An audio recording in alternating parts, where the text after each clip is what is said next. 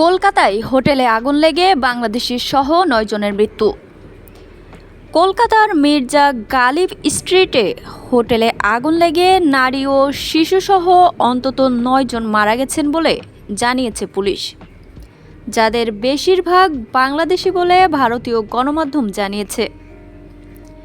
ওই ঘটনায় আরও অনেকে আহত হয়েছেন বলেও জানিয়েছে পুলিশ। কলকাতায় বাংলাদেশি মিশনের কর্মকর্তারা জানিয়েছেন, নিহতদের মধ্যে অন্তত ৮ জন বাংলাদেশি বলে তারা জানতে পেরেছেন, যদিও পুরোপুরি নিশ্চিত হওয়ার জন্য এখনও তারা অপেক্ষা করছেন। প্রাথমিকভাবে হোটেল মালিক সমিতি জানিয়েছিল নিহতদের সবাই বাংলাদেশি। কলকাতা পুলিশ জানিয়েছে, কলকাতার নিউ মার্কেট এলাকার মির্জা গালিব স্ট্রিটে শিখা ইন হোটেলে রাত ২টার দিকে আগুন লাগে। ভারতীয় সংবাদ মাধ্যম এনডিটিভির খবর অনুযায়ী হোটেলের ৪ তলায় আগুনের সূত্রপাত হয়ে থাকতে পারে। ওই খবরে বলা হচ্ছে, এয়ার কন্ডিশনিং বিস্ফোরণের কারণেই আগুনের শুরু হয়ে থাকতে পারে।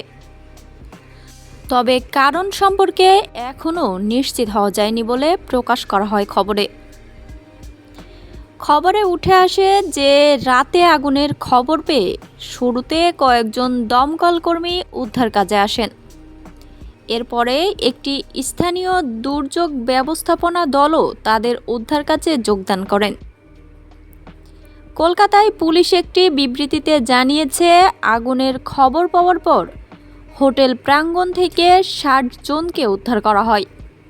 তাদের মধ্যে ৯ জন অচেতন অবস্থায় ছিলেন, যাদের মধ্যে ২ জন নারী ও একটি শিশুও রয়েছে। হাসপাতালে নেওয়ার পর চিকিৎসকরা তাদের মৃত ঘোষণা করেন। সংবাদ সংস্থা এশিয়ান নিউজ ইন্টারন্যাশনাল বা এএনআই ফায়ার সার্ভিস বিভাগের বরাত দিয়ে খবর প্রকাশ করেছে যে মারা যাওয়া সবাই বাংলাদেশি, যারা চিকিৎসার জন্য কলকাতা গিয়েছিলেন।